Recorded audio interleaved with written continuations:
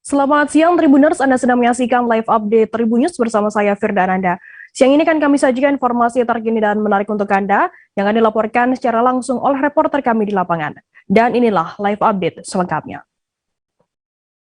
Kita ke berita pertama, saudara, seorang bocah bernama TM Andika 12 tahun asal desa Menasah Muria, Kecamatan Matangkuli, Aceh Utara meninggal setelah tenggelam saat mandi air banjir pada Minggu 2 Januari di siang. Bocah tersebut ditemukan sekira pukul 15:45 waktu Indonesia Barat setelah 3 jam lebih tenggelam saat mandi bersama teman-teman sebayanya. Informasi lebih lengkapnya akan disampaikan oleh rekan jurnalis kami dari Serambi News Indonesia, ada Jafarudin di sana. Halo Jafar.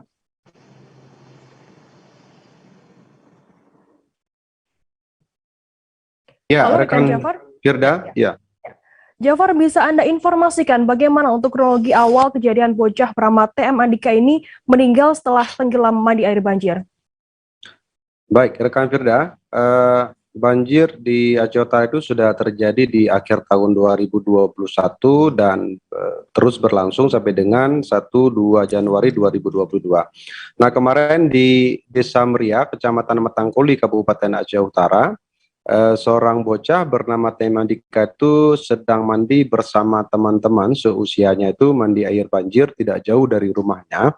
Nah, tiba-tiba saat mandi tersebut, TM Andika yang berusia 12 tahun itu jatuh terperosok ke parit, kemudian langsung tenggelam. Namun sedangkan teman-teman yang lainnya itu yang kurang menyadari terhadap keberadaannya TM Andika ini, sehingga belakangan baru diketahui bahwa TM Andika ini sudah tenggelam di saat mandi air banjir. Setelah dilaporkan ke warga, kemudian warga meneruskan laporan tersebut kepada Polsek Polsek Matangkuli dan juga dibantu oleh tim SAR dan juga TNI di Matangkuli berusaha melakukan pencarian sampai dengan membutuhkan waktu sampai dengan 3 jam. Jam 1 siang tenggelam, korban baru ditemukan itu jam 15.45. Setelah ditemukan kemudian jenazah TM Andika ini dibawa ke puskesmas yang berjarak sekitar 3 km itu. Ternyata petugas medis menyampaikan bahwa TM Andika tersebut sudah meninggal, kemudian baru dibawa pulang ke rumahnya di Desa Meria. Firda. Jafar, mengingat saat ini masih dalam kondisi banjir di sana, begitu bagaimana untuk proses pelaksanaan memandikan jenazah, kemudian mensolatkan jenazah dari TM Andika ini?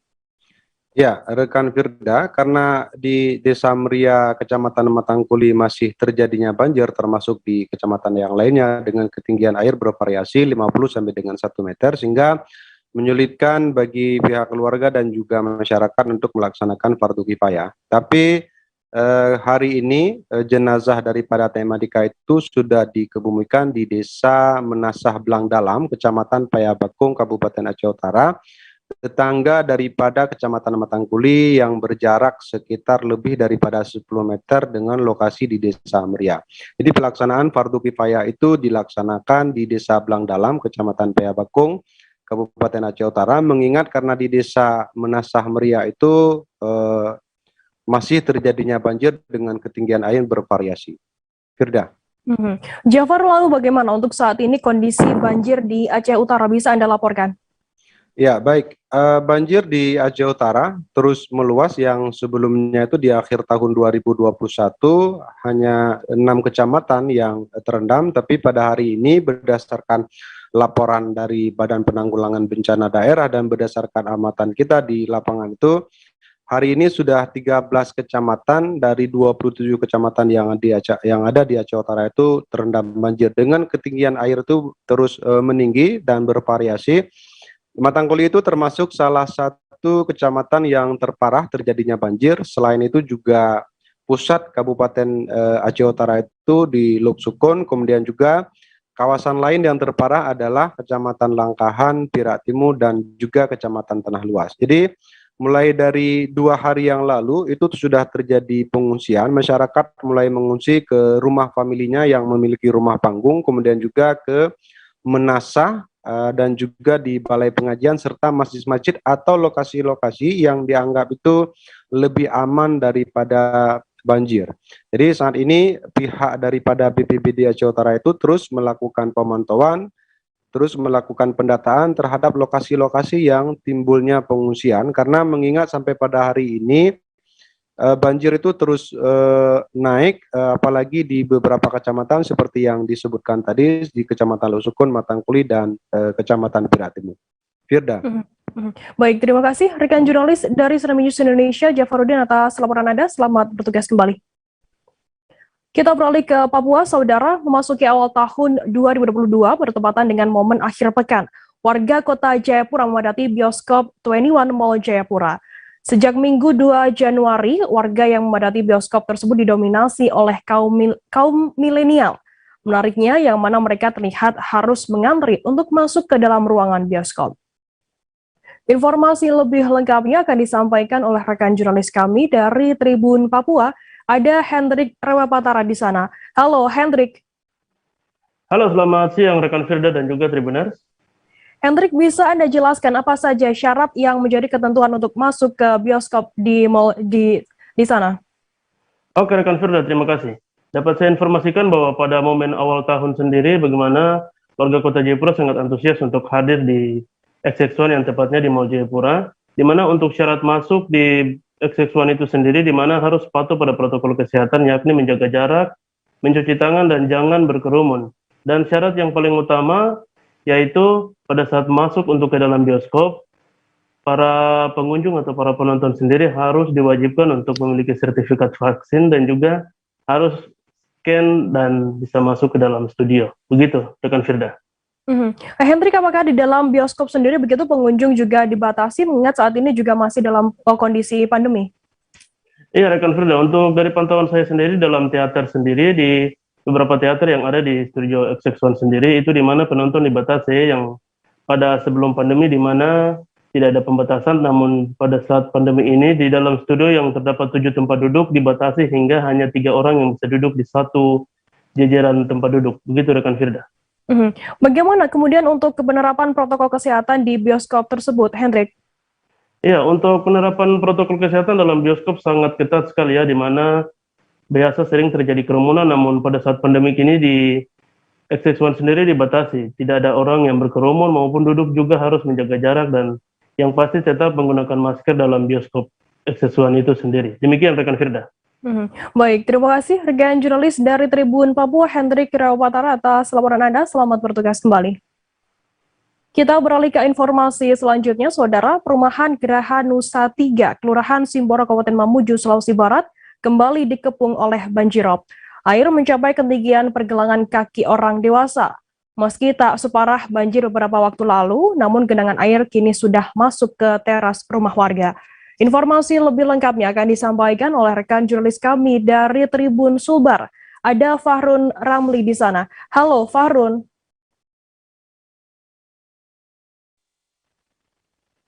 Ya Firda. Ya, Fahrun, bisa Anda informasikan bagaimana saat ini kondisi terkini Kompleks Geraha Nusa 3 Mamuju pasca terendam banjirop? Ya, betul sekali Tribuners, dapat saya laporkan bahwa kondisi terkini di Geraha Nusa 3 Kabupaten Mamuju, di mana pada kemarin menjelang sore air mulai naik itu mencapai pergelangan kaki orang dewasa. Namun pagi tadi air sudah mulai surut dan menyisakan beragam sampah, dan di mana antusias warga membersihkan halaman rumahnya yang telah terendam banjir rob tersebut. Di mana banjir rob ini naik pada pukul 17 menjelang sore hari pada minggu kemarin sore, dan hingga malam hari air tetap menggenangi beberapa rumah yang berada di Kompleks Geraha Nusa itu di Kelurahan Simboro, Kabupaten Mamuju, dan pagi tadi air sudah mulai surut. Seperti itu, Firda. Lantas apa permintaan dari harapan dari warga sendiri agar banjirop ini tidak terjadi kembali? Ya, betul sekali. Adapun harapan dari warga sekitar melalui kelurahan atau melalui Pak Kepala Kelurahan Geraha Nusa Mamuju mengatakan bahwa warga meminta adanya perbaikan tanggul di belakang kompleks tersebut, yang dimana di belakang kompleks terdapat sungai. Ketika air pasang naik dan terjadilah banjir rob tersebut karena tanggul di belakang kompleks tersebut itu kurang tinggi sehingga warga meminta adanya perbaikan tanggul agar dipertinggi lagi dan agar mampu menahan debit air ketika air mulai pasang naik sehingga banjir rob tidak terjadi lagi di BTN Kompleks Gerahanusa Mamuju ini. Seperti itu, Firda. Bagaimana Farun, kemudian tanggapan dari pihak BPBD sendiri atas banjir rob yang terjadi di sana? Ya, BPBD Kabupaten Mamuju atau Badan Penanggulangan Bencana Daerah itu sudah berencana memperbaiki tanggul yang berada di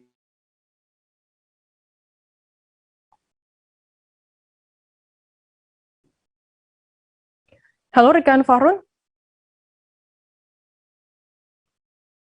kompleks ini, dan untuk 2 hari kemarin kembali terjadi banjir dan BPBD Mamuju sendiri akan mengupayakan memperbaiki tanggul yang berada di belakang kompleks tersebut. Namun kata BPBD Kabupaten Mamuju akan koordinasi terlebih dahulu dengan pihak developer atau pihak pembangun BTN Gerahanusa tersebut.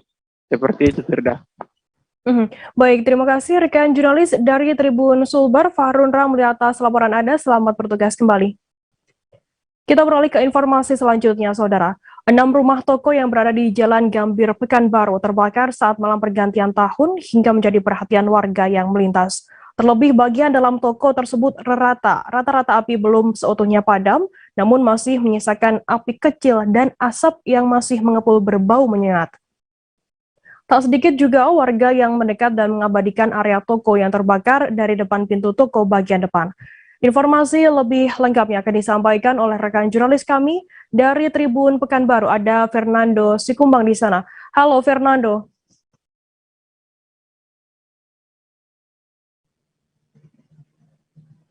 Ya, Firda. Selamat siang. Fernando. Fernando, bisa Anda informasikan bagaimana untuk kronologi kebakaran 6 ruko di sana? Oke, Firda, terima kasih. Informasi dari yang diperoleh Tribun Pekanbaru dari pihak kepolisian maupun dari pihak dinas pemadam kebakaran dan juga penyelamatan bahwa memang kronologinya pada saat itu masyarakat melaporkan langsung kepada tim damkar di lokasi pos damkar terdekat, yaitu di Jalan Cepaka, Kota Pekanbaru. Saat itu petugas menerima laporan langsung dari masyarakat yang datang ke pos yang mengatakan bahwa telah terjadi kebakaran terhadap 6 ruko di Jalan Gambir tersebut. Tim pun langsung segera bergegas ke lapangan dan ternyata mendapati api sudah berkobar di kawasan itu, di ke-6 ruko tersebut, Firda. Dan juga upaya pemadaman pun langsung dilakukan dan ternyata api tidak kunjung padam walaupun tim sudah berulang kali melakukan loading terhadap persediaan air di lapangan, Firda. Namun ternyata api terus membesar dan ternyata kondisinya memang kebanyakan ruko tersebut merupakan ruko yang menyimpan bahan-bahan tekstil berupa kain dan juga karpet, sehingga materialnya mudah terbakar, Firda. Sehingga kondisinya api membuat api terus berkobar dan petugas pun sulit melakukan upaya pemadaman. Begitu, Firda. Fernando, bisa Anda informasikan kabarnya juga masih ada bau menyengat begitu saat api berkobar di sana. Bagaimana, apa sebenarnya penyebab dari menyengatnya bau pasca kebakaran ini? Oke, Firda, seperti diketahui memang untuk di kawasan tersebut, ruko tersebut memang merupakan ruko yang kebanyakan dikelola oleh pihak yang setiap harinya menjual bahan-bahan tekstil seperti kain dan juga karpet. Kondisi tersebut membuat aroma dari karpet yang terbakar dan juga bahan-bahan tekstil berupa kain yang terbakar semakin menyengat dan menyeruak ke luar areal ruko tersebut, karena kondisinya petugas menyirami kain-kain tersebut sehingga kain tersebut basah, kain-kain menumpuk tersebut basah dan kain-kain yang menumpuk tersebut mengeluarkan aroma hingga ke luar bagian ruko, dan bekas kebakaran juga mengeluarkan aroma yang cukup menyengat karena kebanyakan seluruh bagian dari bangunan tersebut berupa kayu dan juga bahan-bahan yang mudah terbakar, sehingga aromanya masih tercium walaupun kebakaran sudah terjadi beberapa hari lalu, Firda. Fernando, apakah saat ini sudah diketahui begitu terkait penyebab dan juga total kerugian kebakaran tersebut? Oke, dari informasi yang diperoleh pihak kepolisian sendiri, Firda, memang untuk saat ini jumlah kerugian dan total kerugian masih belum bisa ditaksir, karena dari pihak kepolisian sendiri masih melakukan penyelidikan terhadap sumber api yang menyebabkan kebakaran terhadap 6 ruko tersebut, Firda. Namun waktu hari kejadian, tepatnya menjelang malam tahun baru, tim Inavis dari Polda Riau langsung melakukan olah TKP di lapangan setelah proses pemadaman dilakukan oleh tim, Firda. Karena proses pemadaman tersebut memakan waktu hingga 5 jam, sehingga tim dari Inavis langsung melakukan upaya penelusuran di lokasi, melihat langsung kondisi di tempat kejadian, sehingga untuk menambah informasi dan juga melakukan olah TKP juga guna menggali informasi terkait sumber api yang menyebabkan kebakaran terhadap 6 ruko tersebut. Dan juga pihak kepolisian sudah meminta keterangan kepada sejumlah saksi terkait kebakaran tersebut, Firda. Begitu, Firda. Baik, Tribuners, jurnalis kami tadi juga sudah menghimpun keterangan dari Fahrian Syah, Kasiops Dinas Pemadam Kebakaran dan Penyelamatan Kota Pekanbaru. Berikut liputannya untuk Anda. Jauh ini yang jelas ya kita mengupayakan jangan sampai perluasan terjadinya kebakaran dengan mengantisipasi, kita utamakan bagian bangunan belakang karena itu berdampingan dengan bangunan sekolah dasar. Kita beralih ke informasi selanjutnya, Saudara. Sarmani, Kepala Dusun 4, Medelang, Desa Muara Sekalo, Kecamatan Sumai, Kabupaten Tebo, diinjak gajah yang hendak merusak kebunnya pada Jumat 31 Desember lalu.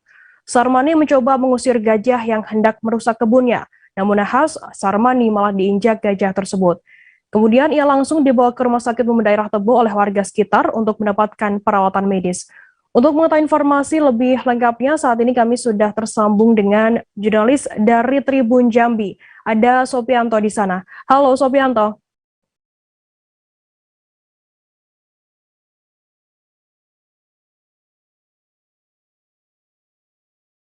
Halo rekan Sopianto. Halo rekan Firda.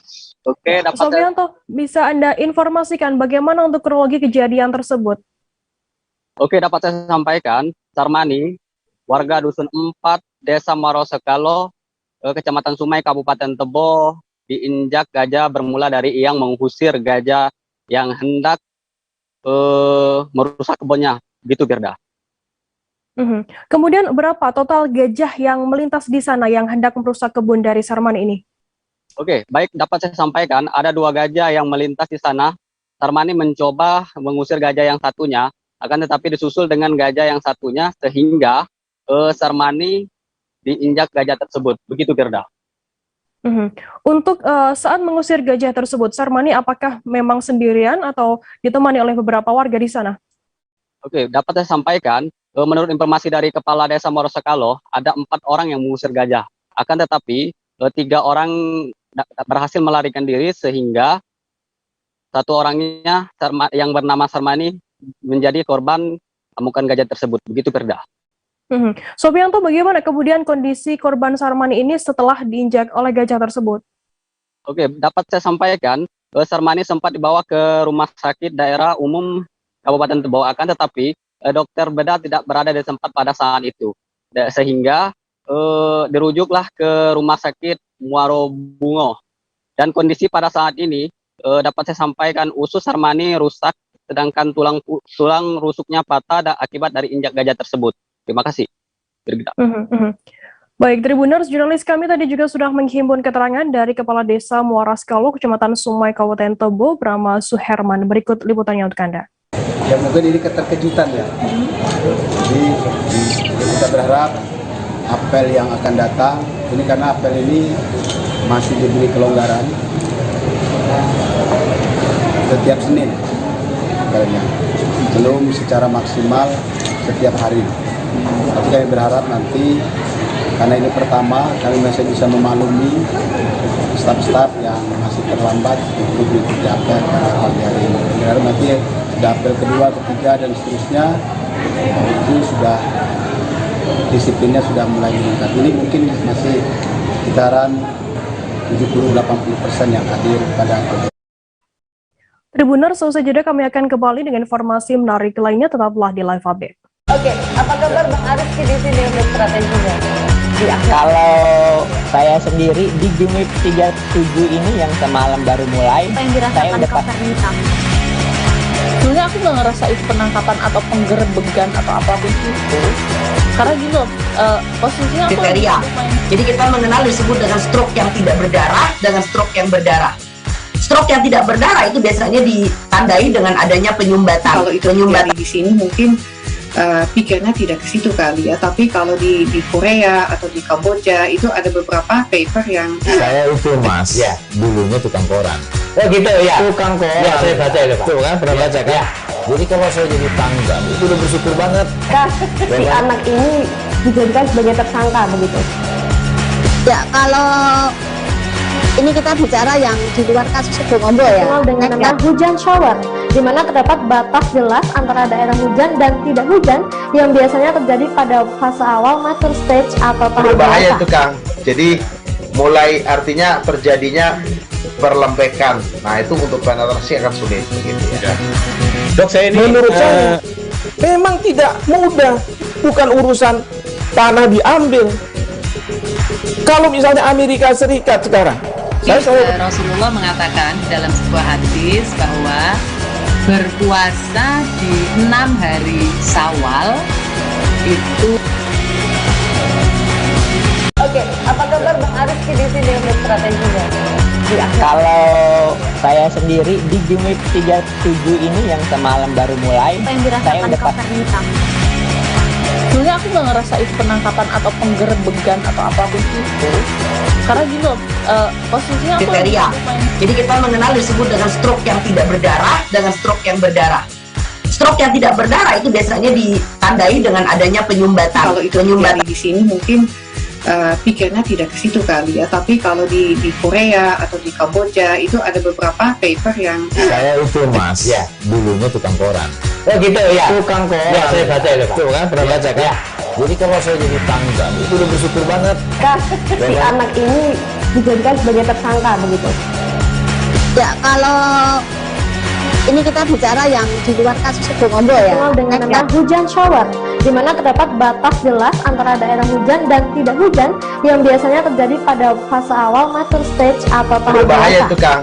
Jadi mulai artinya terjadinya perlembekan. Nah itu untuk penetrasi akan sulit begitu ya.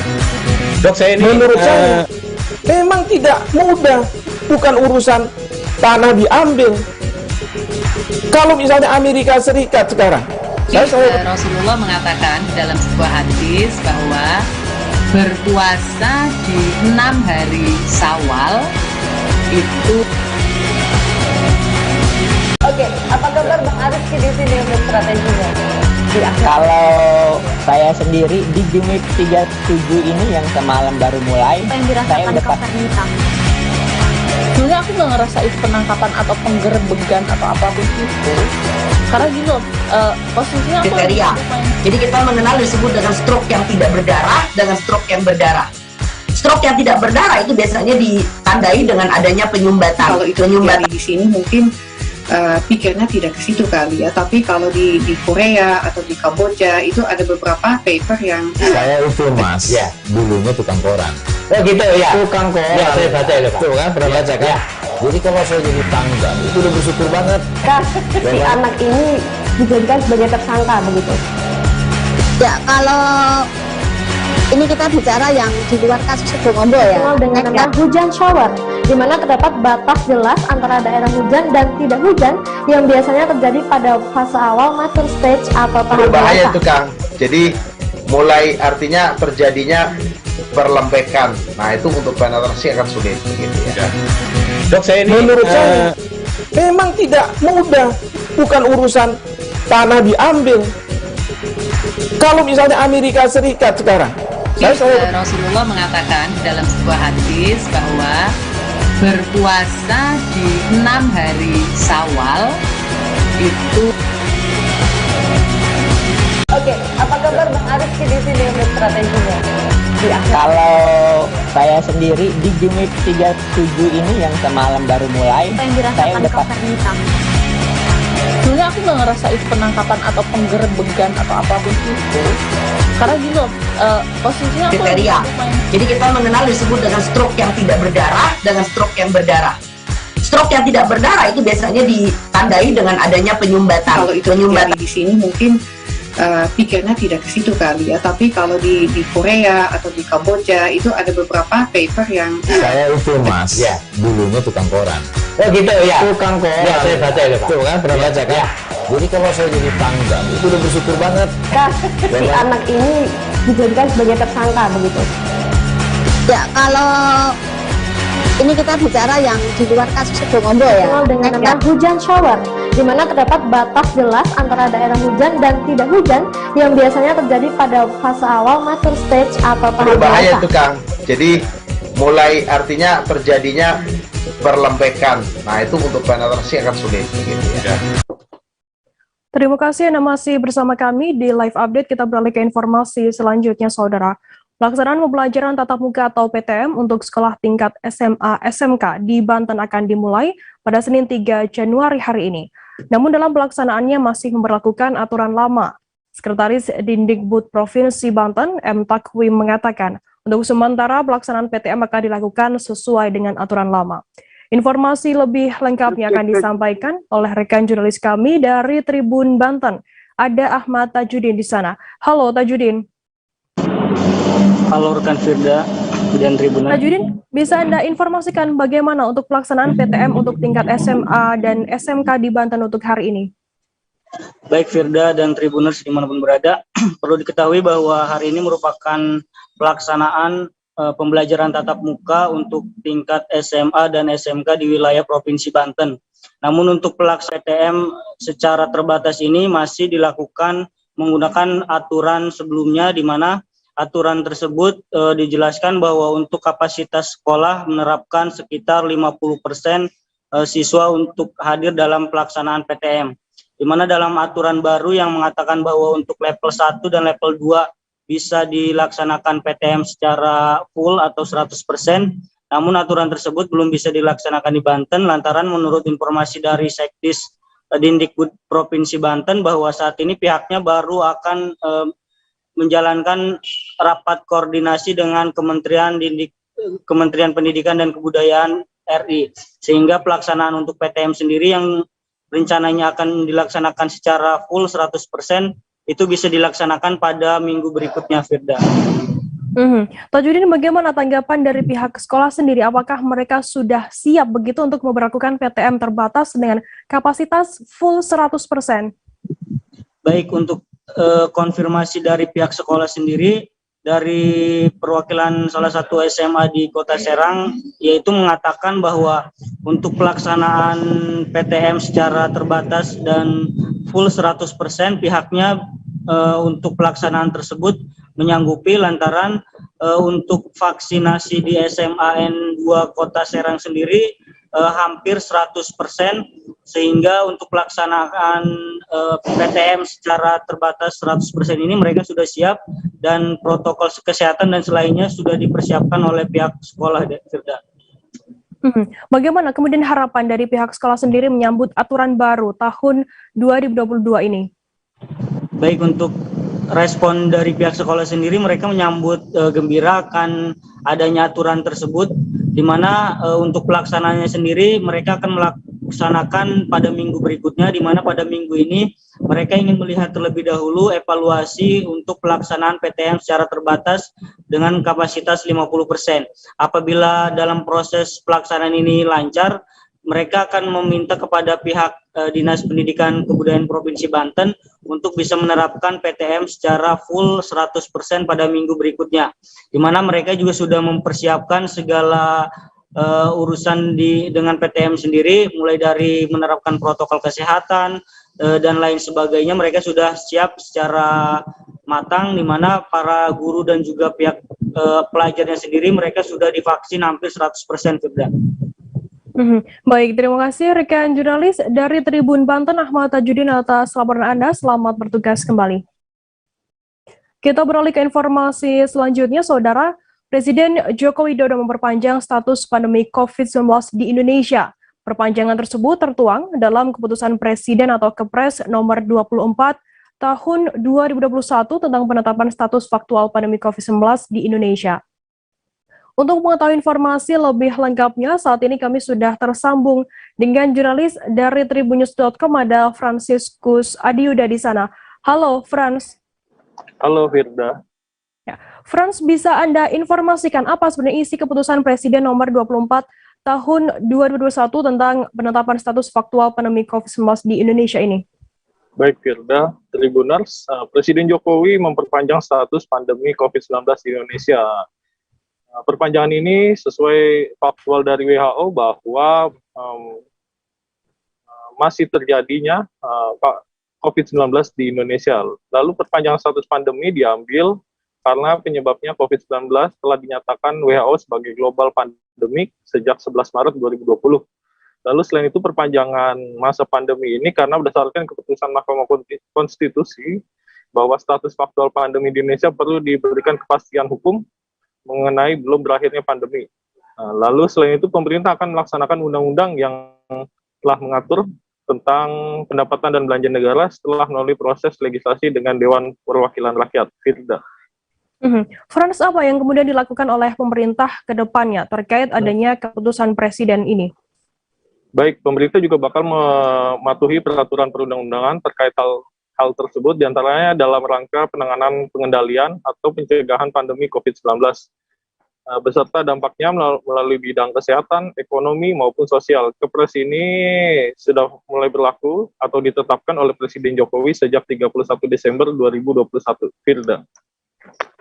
Frans, selain Kepres nomor 24 tahun 2021 tentang penetapan status faktual pandemi COVID-19 di Indonesia, begitu, pemerintah juga mengeluarkan Surat Keputusan nomor 1 tahun 2022 tentang pintu masuk, tempat karantina, dan kewajiban RT-PCR bagi warga negara Indonesia pelaku perjalanan luar negeri pada tanggal 1 Januari ini.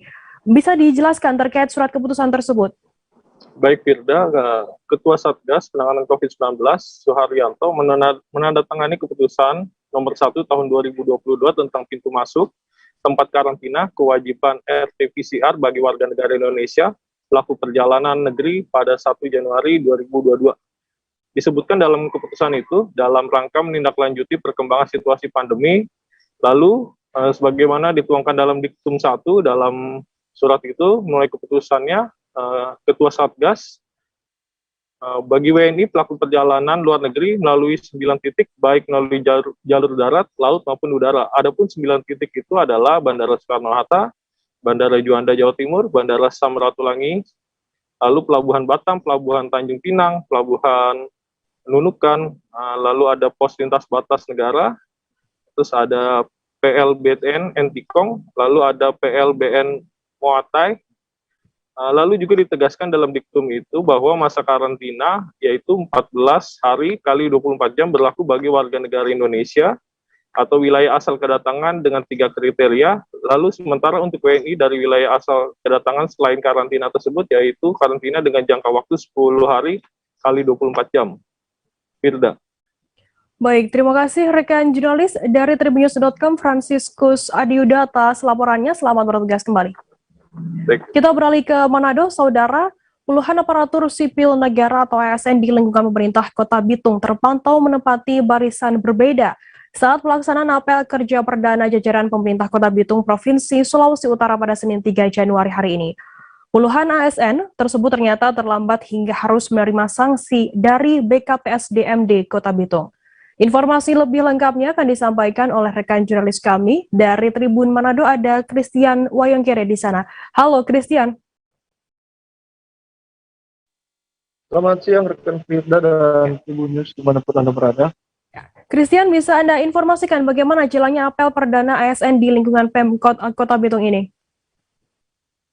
Baik, jalannya pelaksanaan apel sebagai hari pertanda atau awal perdana kerja lingkungan pemerintah Kota Bitung berlangsung apel yang dipimpin oleh Bapak Wali Kota Bitung Insinyur Mantiri, didampingi Ketua Tim Penggerak PKK Nyonya Rita Tangkludung dan Sekretaris Daerah Kota Bitung Dr. Audi Pangemanan di lapangan upacara kantor Wali Kota Bitung.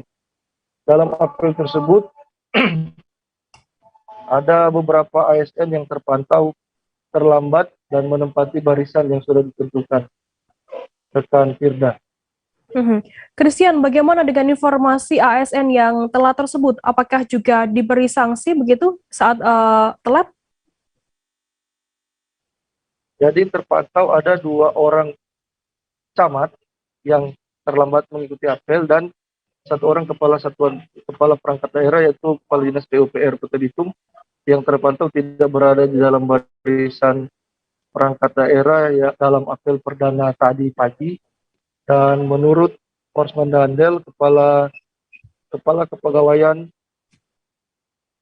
Pendidikan dan Pengembangan Sumber Daya Manusia Daerah BKPSDMD Kota Bitung, mereka yang terlambat dan tidak hadir akan diberi sanksi tegas.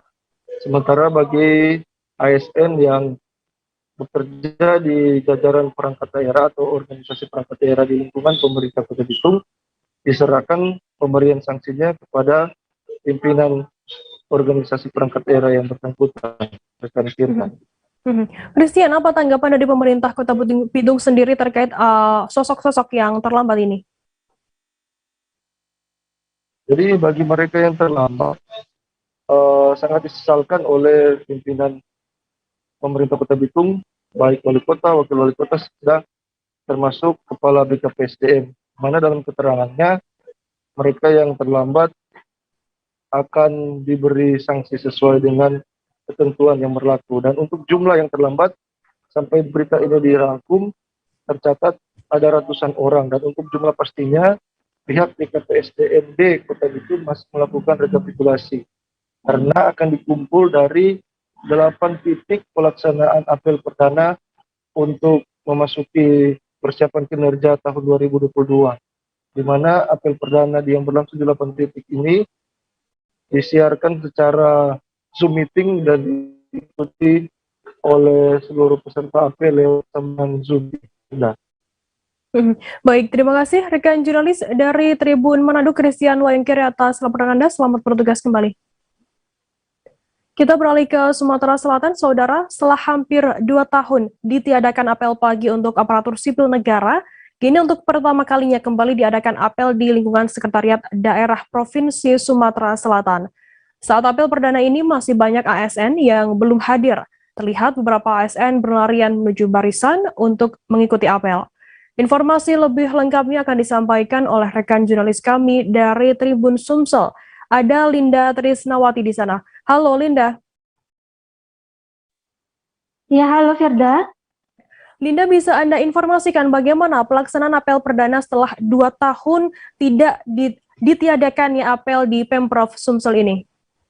Ya Firda, dapat saya informasikan bahwa hari ini adalah merupakan apel perdana setelah sebelumnya Maret 2020 dihentikan sementara dikarenakan COVID-19.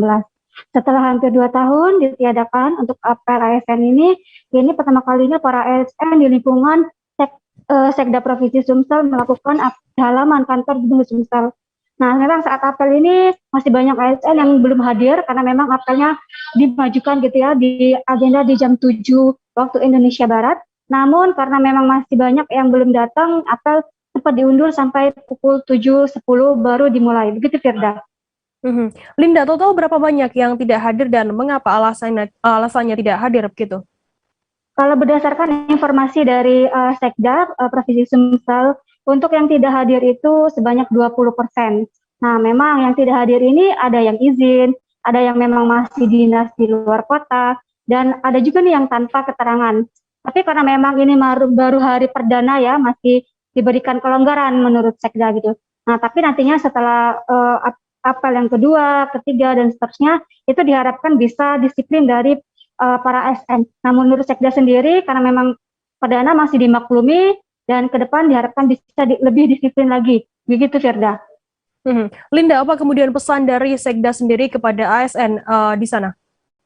Oke, Sekda sempat berpesan nih, agar para ASN ini mulai masuk disiplin, karena memang sebelumnya saat pandemi kan ada yang kerjanya WFO dan work from home gitu ya, ada yang di rumah, ada yang di kantor gitu, secara bergantian. Maka kini diharapkan bisa melakukan aktivitasnya secara penuh dan melaksanakan fungsinya masing-masing di kantor. Lalu ada juga nih disiplin kerja lebih ditingkatkan. Artinya tidak bisa lagi nih semena-mena. Kalau selama ini masih kurang maksimal, diharapkan bisa lebih maksimal. Lalu terkait pakaian. Nah, untuk sekarang memang di Sumsel ini masih menerapkan aturan yang lama, yaitu belum menggunakan pangkat. Kemudian untuk yang laki-laki, kalau tadi masih ada yang bajunya dikeluarkan, itu diharapkan ke depannya bajunya dimasukkan. Terkait juga absen, kalau sebelumnya mungkin masih ada yang hanya datang, sekedar absen, pulang lagi, nah diharapkan ke depan tidak ada lagi yang seperti itu, Firda.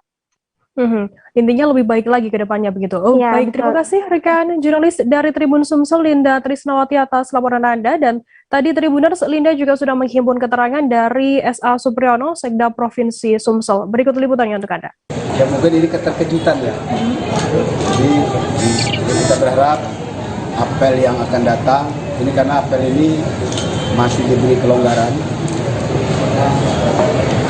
setiap Senin apelnya. Belum secara maksimal setiap hari.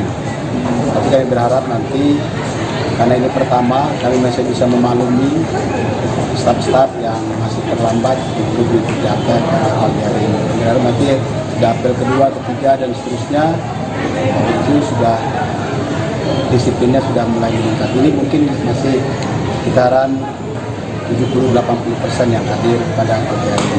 Kita memaklumi itu karena ini adalah apel perdana setelah Maret 2020 itu kita berhenti untuk apel sementara.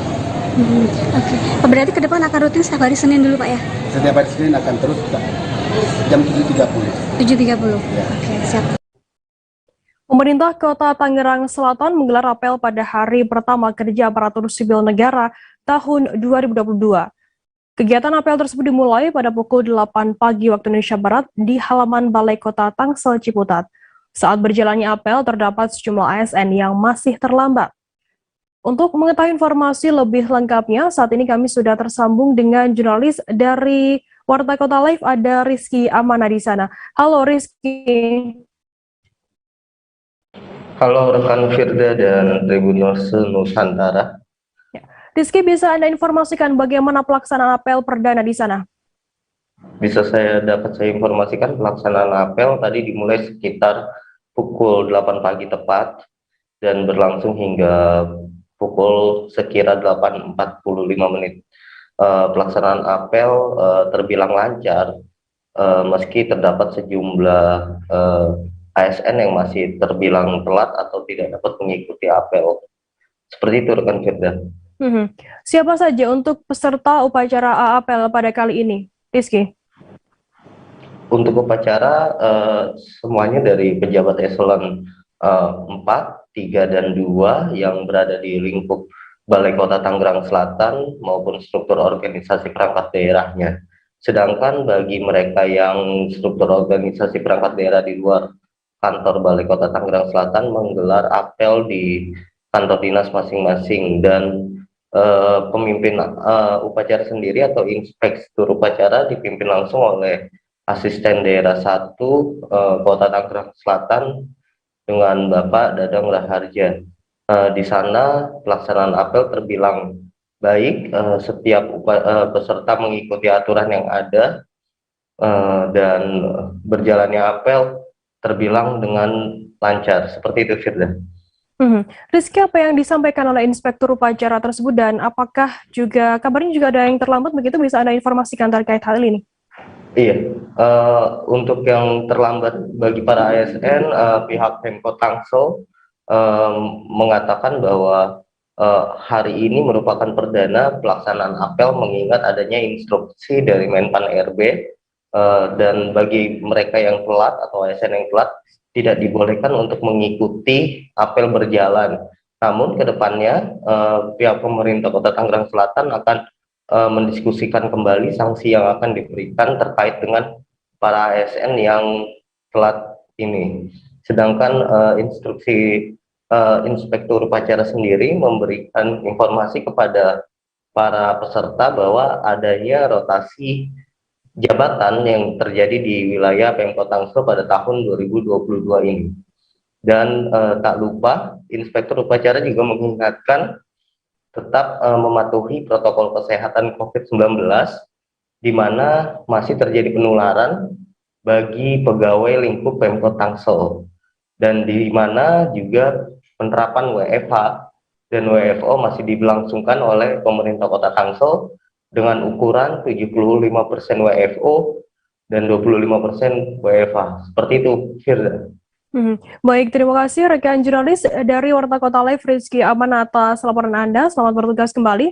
Dan tadi Tribuners, Rizky juga sudah menghimpun keterangan dari Asisten Daerah 1 Kota Tangsel, Dadang Raharja. Berikut liputannya untuk Anda. Ya, WFH masih ada, Pak? Atau sudah 100% masuk? Karena kita kan masih apa namanya? COVID grade 1 ya. Ya masih 25% ya. Kalau tidak salah 25% WFH-nya. WFH. 75% berarti WFO ya? 75% masuk WFO. Pak, tadi disinggung ada 5 orang kena COVID, itu benar, Pak? Berdasarkan laporan. Kalau saya melihat berdasarkan laporan. Untuk apel ini ada yang telat atau gimana, Pak? Gimana? Ada yang telat nggak? Telat peserta apel? Alhamdulillah yang pertama, karena kan sekarang media informasi begitu cepat mudah. Ya, jadi alhamdulillah banyak yang ikut semua. Yang mungkin ada yang terlambat, tapi ketika terlambat kita larang untuk masuk apabila pelaksanaan apel sudah berjalan. Tribuners, usai jeda kami akan kembali dengan informasi menarik lainnya, tetaplah di Live Update. Oke, apa kabar Bang Arief di sini dengan strateginya? Kalau saya sendiri di Game Week 37 ini yang semalam baru mulai, saya udah pasti. Sebenarnya aku nggak ngerasa itu penangkapan atau penggerebegan atau apapun itu, karena gini loh, posisinya aku kriteria. Jadi kita mengenal disebut dengan stroke yang tidak berdarah dengan stroke yang berdarah. Stroke yang tidak berdarah itu biasanya ditandai dengan adanya penyumbatan. Kalau itu penyumbatan di sini mungkin pikirnya tidak ke situ kali ya, tapi kalau di Korea atau di Kamboja itu ada beberapa paper yang saya itu Mas, ya dulunya tukang koran. Oh gitu ya, tukang koran. Ya saya baca itu Pak. Tuh kan pernah baca kan? Ya. Jadi kalau saya jadi pangdam itu udah bersyukur banget. Si anak ini dijadikan sebagai tersangka begitu.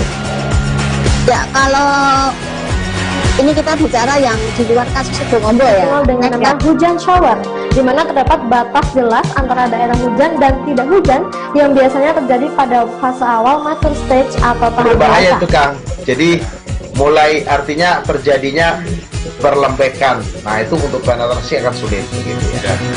Dok, saya ini menurut saya memang tidak mudah, bukan urusan tanah diambil. Kalau misalnya Amerika Serikat sekarang, Rasulullah mengatakan dalam sebuah hadis bahwa berpuasa di 6 hari Syawal itu. Oke, apa kabar Bang Arief di sini dengan strateginya? Kalau saya sendiri di Game Week 37 ini yang semalam baru mulai, saya udah pasti. Sebenarnya aku nggak ngerasa itu penangkapan atau penggerebegan atau apapun itu, karena gini loh, posisinya aku kriteria. Jadi kita mengenal disebut dengan stroke yang tidak berdarah dengan stroke yang berdarah. Stroke yang tidak berdarah itu biasanya ditandai dengan adanya penyumbatan. Kalau itu penyumbatan di sini mungkin pikirnya tidak ke situ kali ya, tapi kalau di Korea atau di Kamboja itu ada beberapa paper yang saya itu mas, ya dulunya tukang koran. Oh gitu ya, tukang koran. Ya saya baca itu pak. Tuh kan pernah baca kan? Ya. Jadi kalau saya jadi pangdam itu udah bersyukur banget. Si anak ini dijadikan sebagai tersangka begitu. Ya kalau ini kita bicara yang di luar kasus Situbondo ya, dengan nama hujan shower, di mana terdapat batas jelas antara daerah hujan dan tidak hujan yang biasanya terjadi pada fase awal mature stage atau tahap bahaya dewasa. itu Kang. Jadi mulai artinya terjadinya perlembekan. Nah itu untuk penetrasi akan sulit begitu ya. Dok saya ini menurut saya memang tidak mudah, bukan urusan tanah diambil. Kalau misalnya Amerika Serikat sekarang, Rasulullah mengatakan dalam sebuah hadis bahwa berpuasa di 6 hari Syawal itu. Oke, apa kabar Bang Aris di sini untuk strateginya? Ya, kalau saya sendiri di Jumit 37 ini yang semalam baru mulai, saya udah sebenarnya aku nggak ngerasa itu penangkapan atau penggerebegan atau apapun itu, karena gini loh, posisinya aku kriteria. Jadi kita mengenal disebut dengan stroke yang tidak berdarah dengan stroke yang berdarah. Stroke yang tidak berdarah itu biasanya ditandai dengan adanya penyumbatan. Kalau itu terjadi di sini mungkin pikirnya tidak ke situ kali ya, tapi kalau di Korea atau di Kamboja itu ada beberapa paper yang saya itu mas, ya dulunya tukang koran. Oh gitu ya, tukang koran. Ya saya baca itu pak. Tuh kan pernah baca kan? Ya. Jadi kalau saya jadi pangdam itu udah bersyukur banget. Si anak ini dijadikan sebagai tersangka begitu. Ya kalau ini kita bicara yang di luar kasus Situbondo ya, dengan nama hujan shower, di mana terdapat batas jelas antara daerah hujan dan tidak hujan yang biasanya terjadi pada fase awal mature stage atau tahap bahaya dewasa. itu Kang. Jadi mulai artinya terjadinya perlembekan. Nah itu untuk penetrasi akan sulit begitu ya. Dok saya ini menurut saya memang tidak mudah, bukan urusan tanah diambil. Kalau misalnya Amerika Serikat sekarang, Rasulullah mengatakan dalam sebuah hadis bahwa berpuasa di 6 hari Syawal itu. Oke, apa kabar Bang Aris di sini untuk strateginya? Ya, kalau saya sendiri di Jumit 37 ini yang semalam baru mulai, saya udah sebenarnya aku nggak ngerasa itu penangkapan atau penggerebegan atau apapun itu, karena gini loh, posisinya aku kriteria. Jadi kita mengenal disebut dengan stroke yang tidak berdarah dengan stroke yang berdarah.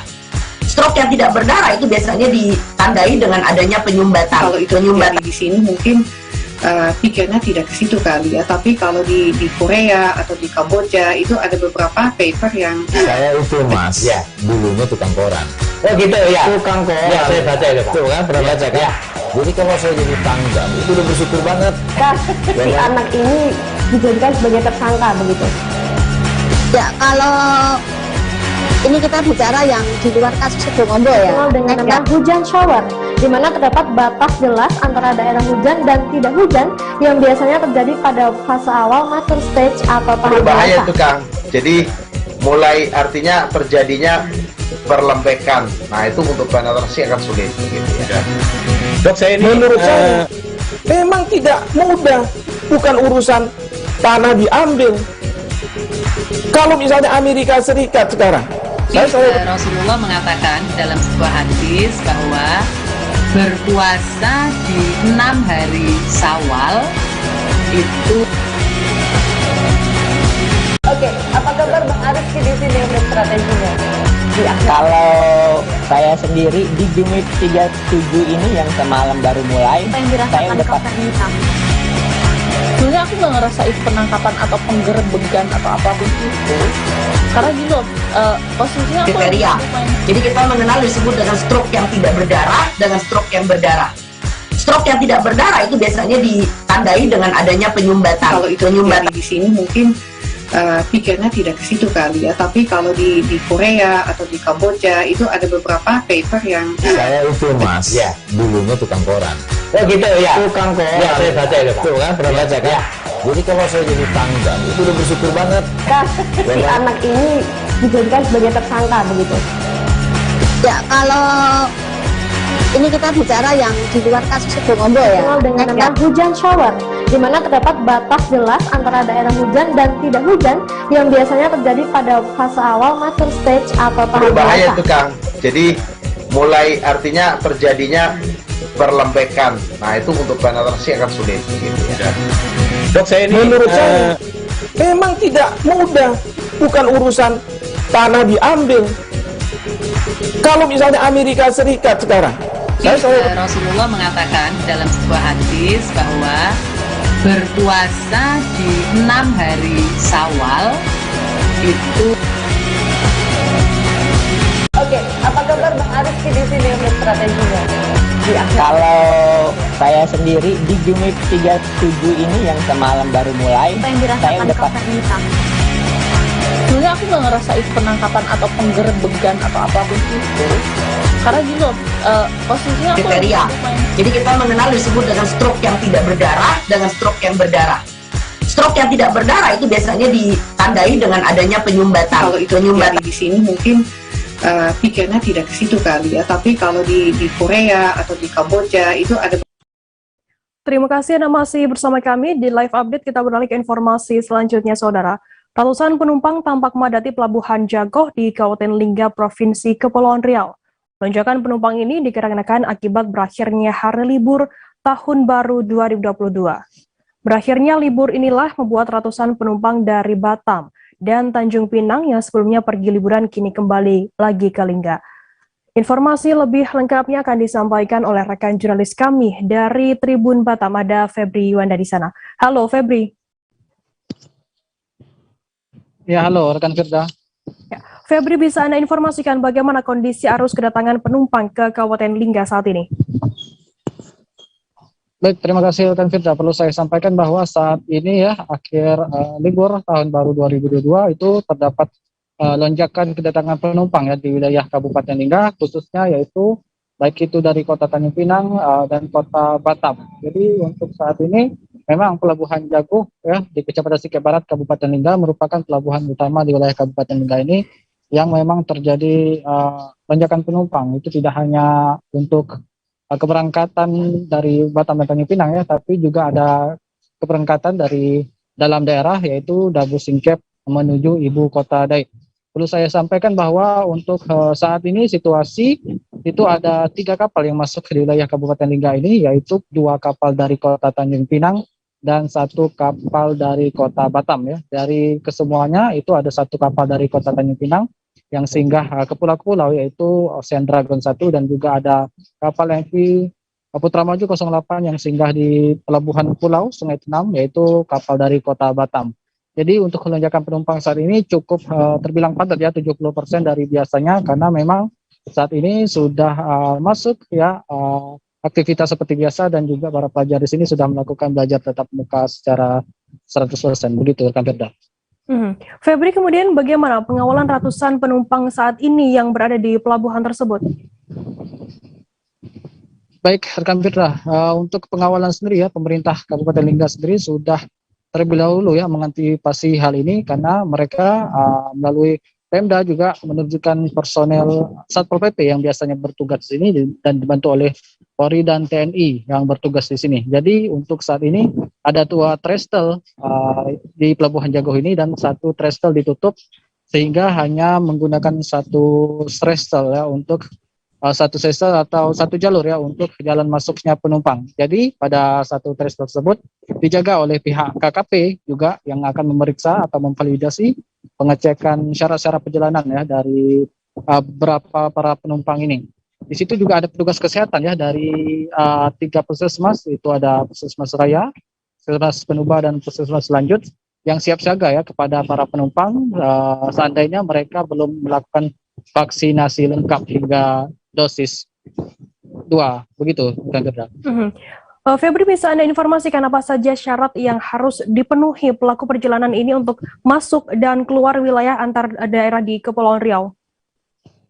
Baik Firda, untuk syarat sendiri ya itu sesuai dengan surat edaran Gubernur Kepri ya untuk pelaku perjalanan dalam negeri atau antar daerah di wilayah Kepri, khususnya ke Kabupaten Lingga, para pelaku perjalanan atau calon penumpang itu wajib membawa bukti atau sertifikat vaksin ya, vaksin lengkap 1 dan 2, dan kepada pelaku perjalanan yang belum melakukan vaksin hingga dosis 2 dan masih melakukan vaksinasi hanya dosis 1 itu masih wajib menggunakan atau membawa surat keterangan antigen dengan hasil negatif ya, dengan keterangan 2x24 jam sebelum keberangkatan, atau juga dengan surat RT-PCR dengan 3x24 jam begitu. Jadi untuk syaratnya kepada para penumpang juga harus dilengkapi dengan aplikasi pelindung diri, begitu Kak Firda. Baik, terima kasih rekan jurnalis dari Tribun Batam, Febri Yuanda, atas laporan Anda. Dan tadi Tribuners, Febri juga sudah menghimpun keterangan dari Kepala Dishub Lingga. Selamat, berikut liputannya untuk Anda. Pemda mungkin sebagai penggerak utamanya melalui Satpol PP. Nah, dari TNI Polri itu ikut membantu mengamankan bagaimana arahan dari Pemda. Itu untuk trestel jago kita berfungsikan 1 trestel saja untuk yang kedatangan. 1 kita tutup total. Ini nanti akan dibantu oleh TNI Polri di dalam action di lapangan. Nah, untuk pemeriksaan dari karantina itu nanti kita fokus di jalur keluar terakhir, pintu keluar. Jadi tidak pada pintu masuk, tapi posisinya pintu keluar sehingga masyarakat kita yang datang itu berada di dalam testel. Nah, kalaupun hujan masih bisa dilakukan antrian. Karena sesuai aturan masih tetap seperti yang lama, sesuai dengan edaran Gubernur tanggal 9 November itu, bahwa yang sudah vaksin 2 kali tidak menggunakan antigen. Yang belum itu kan masih tetap menggunakan antigen, yang belum ada apa. Kita beralih ke informasi selanjutnya, Saudara. Kapal feri KMP Saluang yang melayani penyeberangan Tanjung Harapan, Teluk Kalong, Kecamatan Teluk Keramat, mengeluarkan kepulan asap tebal pada Sabtu 1 Januari lalu. Kejadian tersebut sontak viral seusai diposting di media sosial. Banyak yang mengira terjadi kebakaran di dalam top deck kapal. Informasi lebih lengkapnya akan disampaikan oleh rekan jurnalis kami dari Tribun Pontianak, ada Imam Maksum di sana. Halo Imam. Halo, selamat siang rekan Firda dan Tribuners manapun Anda berada. Imam, bisa Anda informasikan seperti apa untuk kronologi feri KMP Saluang ini mengeluarkan asap tebal? Baik, rekan Firda dan Tribuners dimanapun Anda berada, pada Sabtu 1 Januari 2022 terjadi kepulan asap dari cerobong kapal feri KMP Saluang yang melayani rute penyeberangan Teluk Harapan menuju Sekura. Cerobong feri tersebut mengeluarkan kepulan asap, kemudian viral videonya yang disebarkan melalui media sosial dan juga aplikasi pesan instan. Banyak netizen yang mengkhawatirkan feri tersebut terjadi kebakaran. Namun setelah dikonfirmasi, feri yang berlayar pada pukul sekitar 09.00 waktu Indonesia Barat tersebut tidak terjadi masalah apa-apa, rekan Firda. Lalu dari mana untuk asap tersebut, penyebab asap tersebut mengeluarkan asap ini? Ya, baik rekan Firda, kapal KMP Saluang yang melayani rute Tanjung Harapan menuju Sekura itu mengeluarkan asap tebal karena Kapten KMP Saluang menaikkan gas feri dengan 1000 kecepatan gas, sehingga mengakibatkan terjadinya kepulan asap yang keluar dari cerobong dan top deck kapal feri tersebut. Karena juga arus sungai pada saat pelayaran cukup tinggi, rekan Firda. Imam, apakah seusai kejadian KMP Saluang ini yang mengeluarkan asap tebal ini tetap beroperasi normal? Baik, rekan Firda, seusai dari mengepulnya asap dari cerobong KMP Saluang, kami informasikan seperti yang disampaikan oleh Kapten Ridwan selaku nahkoda bahwa tidak terjadi kendala apa-apa dan pelayaran dan aktivitas operasional penyeberangan feri dari Teluk Harapan menuju Sekura berjalan dengan normal, dan pada saat itu tetap melakukan operasional seperti biasanya, rekan Firda. Baik, terima kasih rekan jurnalis dari Tribun Pontianak Imam Maksum atas laporan Anda. Selamat bertugas kembali. Dan tadi Tribuners, Imam juga sudah menghimpun keterangan dari Kapten KMP Seluang bernama Ridwan. Berikut liputannya untuk Anda. Assalamualaikum warahmatullahi wabarakatuh. Selamat sore. Saya Muhammad Ridwan selaku Nakoda KMP Seluang ingin menjelaskan mengenai kejadian tadi pagi yang sempat viral di media sosial. Kejadian yang sebenarnya itu adalah kapal itu benar memang mengeluarkan asap. Itu asap agak mengepul, itu disebabkan karena putaran mesin yang agak tinggi daripada biasanya. Karena biasanya kita kalau untuk olah gerak itu kita menggunakan putaran RPM itu 800 sampai 900. Nah, tadi karena arusnya kencang, kapal mau gerak keluar dari pelabuhan menuju ke pelabuhan berikutnya, itu kita karena arusnya kencang, jadi kita putarannya agak tinggi, putarannya 1000. Putarannya 1000 itulah yang menyebabkan kepulan asap. Kepulan asap itu disebabkan oleh oli itu naik melalui kelebihan oli melalui turbo naik ke cerobong. Nah, cerobong itulah menyebabkan pembakaran oli yang tadi di cerobong tadi yang menyebabkan asapnya mengepul gitu. Nah, saya rasa itu aja penjelasan dari saya. Jadi intinya alhamdulillah nggak masalah itu, karena itu putaran yang berlebihan tadi yang menyebabkan kepulan asap. Setelah RPM-nya diturunkan lagi, putarannya kembali normal lagi, terus asapnya kembali normal. Jadi itu aja penjelasan dari saya. Lebih kurangnya saya mohon maaf. Assalamualaikum warahmatullahi wabarakatuh. Terima kasih. Selamat sore. Ribuan supporter fanatik Persebaya Surabaya Bonek Mania mengawal sebuah bus yang dihuni para punggawa beserta tim pelatih dan ofisial pada Senin 3 Januari. Berangkat dari Jalan Doho, sejumlah pendukung tersebut berkonvoy mengiringi keberangkatan bajul ijo melewati Taman Bungkul Kebun Binatang Surabaya, Wonokromo, Jalan Ahmad Yani hingga berakhir ke Bandara Juanda Surabaya. Informasi lebih lengkapnya akan disampaikan oleh rekan jurnalis kami dari surya.co.id, ada Febrianto di sana. Halo Febri. Ya, selamat siang para pemirsa Tribun Network dimanapun Anda berada. Febri, bisa Anda informasikan bagaimana peluang juara Persebaya di seri 4 dan 5 laga lanjutan BRI Liga 1 ini? Baik, jadi menurut salah satu pentolan supporter bonek, Tony Rubilo, mengatakan peluang juara bagi Green Force, julukan Persebaya Surabaya, masih terbuka.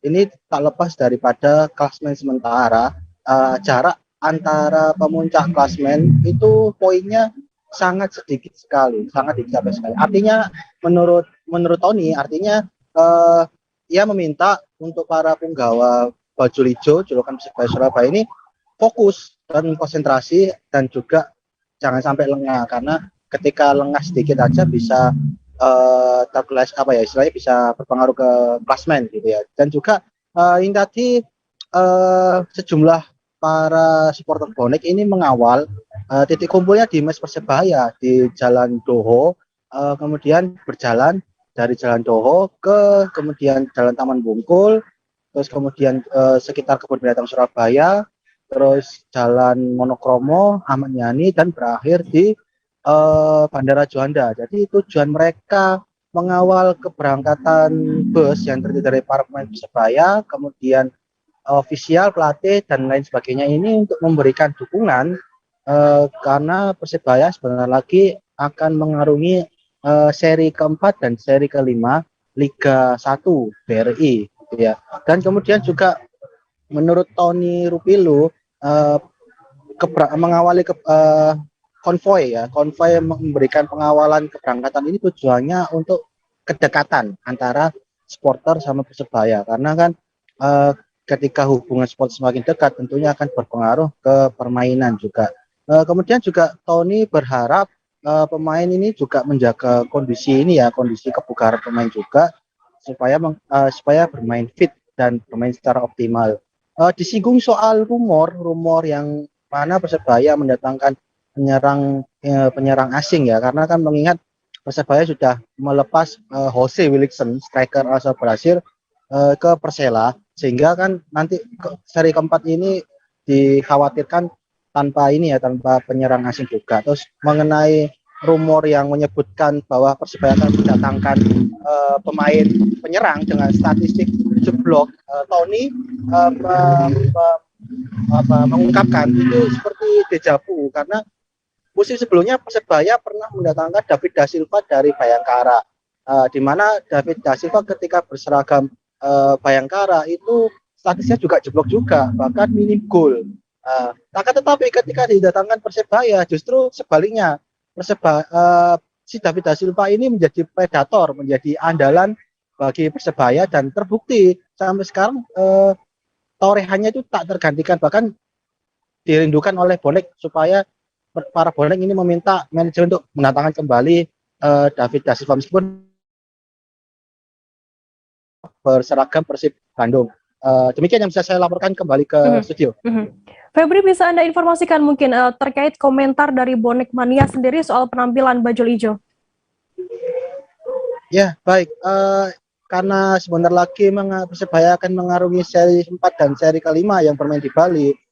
Tony ini juga menuturkan kalau penampilan bajul ijo di seri-seri sebelumnya cukup bagus dan memuaskan, karena berhasil meraih kemenangan meskipun lawannya berat. Namun catatan tersebut jangan sampai membuat para punggawa ini lengah, jangan sampai para penggawa ini meremehkan laga-laga berat di seri 4 dan seri kelima, karena pada awal pembukaan kompetisi Persebaya catatannya nggak begitu mentereng ya, istilahnya cuma kalah terus imbang gitu tanpa kemenangan, sehingga Tony meminta tetap bermain dan konsentrasi penuh, seperti itu. Baik, terima kasih rekan jurnalis dari surya.co.id Febrianto atas laporan Anda. Selamat bertugas kembali. Dan tadi Tribuners, Febri juga sudah menghimpun keterangan dari Tony Rupitu, pentolan supporter Bonek Mania. Berikut liputannya untuk Anda. Ya, dalam rangka memberi dukungan kepada tim untuk lebih maksimal di Bali. Seri 4. Oke, sejauh ini menurut supporter Bonek penampilan Persebaya gimana, Pak? Ya, cukup bagus di seri 2, seri 3 bagus, mereka sudah dapat poin positif. Makanya kedekatan supporter dengan tim ini memang harus terus digali, direkatkan lagi. Sekarang ada peraturan-peraturan tidak boleh kita berdekatan dengan tim, maka ya dengan cara pelepasan seperti ini. Oke, kalau untuk kondisi pemain di mata Bonek gimana, Pak? Apalagi kan Wilson katanya dilepas ya, Pak ya? Dilepas, ya. Ya, untuk itu mungkin lebih teknisnya ke tim pelatih yang lebih paham ya. Tapi kalau harapannya supporter sih di mana-mana, kalau nanti perekrutan baru ini yang bisa mengatur performa Persebaya sendiri. Ketua Tim Penggerak PKK Pamekasan Naila Hasanah Badrutama memberikan bantuan ke korban bencana angin puting beliung dan rumah terbakar. Ia didampingi rombongan ibu-ibu Forkopimda Pamekasan. Istri Bupati Pamekasan tersebut mengatakan bantuan itu diberikan dalam rangka Ibu Forkopimda Peduli dan Hari Ibu ke-93. Untuk mengetahui informasi lebih lengkapnya, saat ini kami sudah tersambung dengan jurnalis dari Tribun Madura. Ada Kuswanto Ferdian di sana. Halo Kuswanto. Halo rekan Firda, selamat siang. Bersama dengan saya Kuswanto Ferdian, reporter tribunmadura.com di Kabupaten Pamekasan. Kuswanto, bisa Anda informasikan total ada berapa rumah yang diberikan bantuan oleh Ketua Tim Penggerak PKK Pamekasan ini?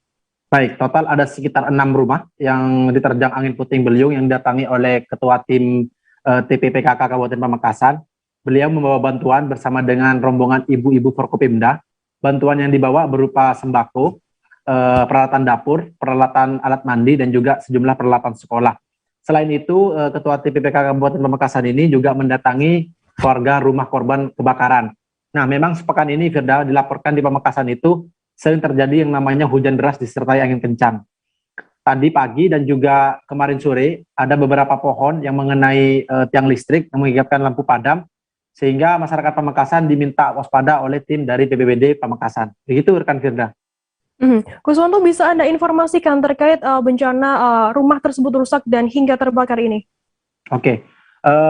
Memang sepekan ini ya di Kabupaten Pamekasan itu cuaca cukup mendung begitu, dan tadi pagi juga sempat gerimis.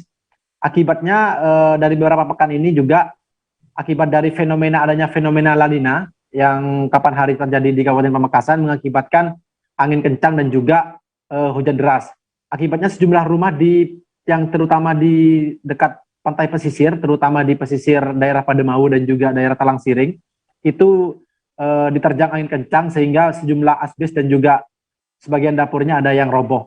Begitu juga di daerah Kecamatan Pademau, tepatnya di Desa Murtaci, sejumlah rumah warga juga mengalami roboh, sehingga dari tim Ketua TPPK Kabupaten Pamekasan ini memberikan bantuan.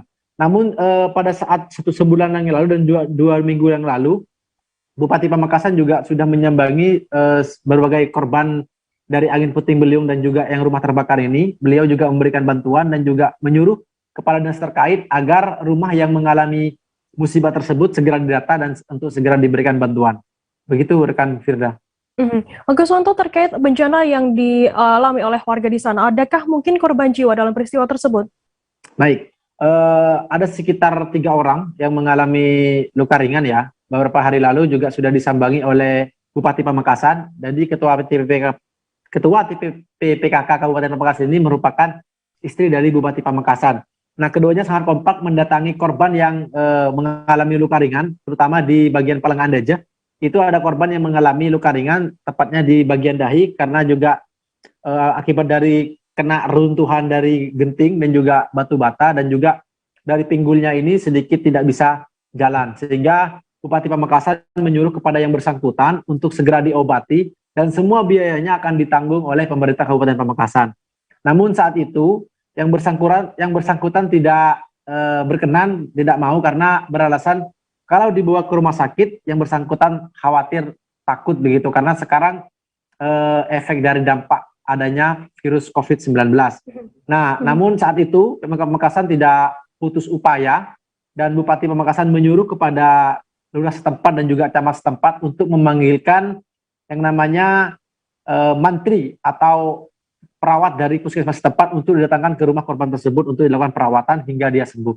Segala biaya perobatan dan juga kebutuhan yang diminta oleh korban akan ditanggung oleh pemerintah Kabupaten Pamekasan.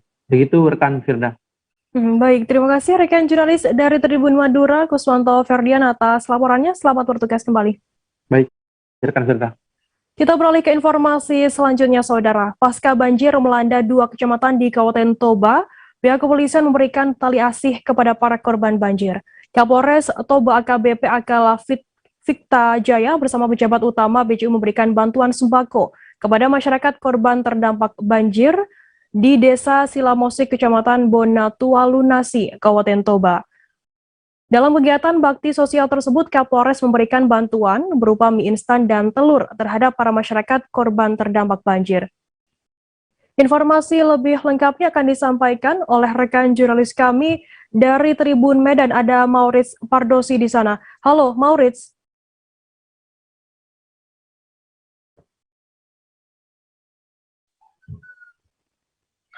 Ya, rekan Firda. Ya, Maurits, bisa Anda informasikan bagaimana keadaan terkini banjir di 2 kecamatan Bonatualunasi di Toba? Hingga saat ini bahwa kedua kecamatan yang sudah kita informasikan sebelumnya telah surut, banjirnya telah surut, dan dari informasi yang kita dapatkan tadi dari Camat Bonatualunasi, kawasan tersebut sudah surut dan sekarang pihak Pemkab sedang bergegas menuju kawasan tersebut untuk melakukan atau memberikan bantuan ataupun ungkapan-ungkapan penghiburan kepada masyarakat yang terdampak banjir. Dan sebelumnya pihak Polres telah memberikan bantuan kepada masyarakat yang terdampak banjir khususnya di Desa Silamosik, dan kawasan ini merupakan kawasan yang bisa dikatakan lebih parah dibandingkan kawasan tersebut. Nah, dari informasi yang kita dapatkan tadi bahwa di Kecamatan Bonatualunasi sendiri ada 75 rumah yang terkena banjir, dan saat ini pihak Pemkab pihak kepolisian maupun pihak Prokopimda tengah mendekati kawasan tersebut untuk menyampaikan bantuan kepada mereka. Demikian, Firda. Maurits, bisa Anda informasikan bagaimana untuk bentuk perhatian dari Pemkab dan pihak kepolisian kepada masyarakat terdampak banjir di sana? Nah, setelah pihak Pemkab mengetahui terjadinya banjir dan juga pihak kepolisian, mereka menurunkan sejumlah personil dan alat berat dari Pemkab untuk membereskan hal-hal yang material-material yang masuk ke rumah dan juga ke jalanan sehingga jalanan bisa digunakan kembali, karena akses ini merupakan akses utama jalan lintas Sumatera. Artinya ketika ini bertahan tidak bagus, maka lalu lintas di kawasan dari Medan menuju Aceh atau sebaliknya akan terhambat total. Baik, terima kasih rekan jurnalis dari Tribun Medan, Maurits Fardosi, atas laporan Anda. Selamat bertugas kembali. Terima kasih. Tribuners, informasi tadi sekaligus menutup perjumpaan kita dalam live update hari ini. Jangan lupa saksikan terus live update di seluruh kanal YouTube dan Facebook Tribun Network. Saya Fernanda mewakili kru bertugas pamit undur diri. Terima kasih dan sampai jumpa. Jangan lupa like, subscribe, dan share ya.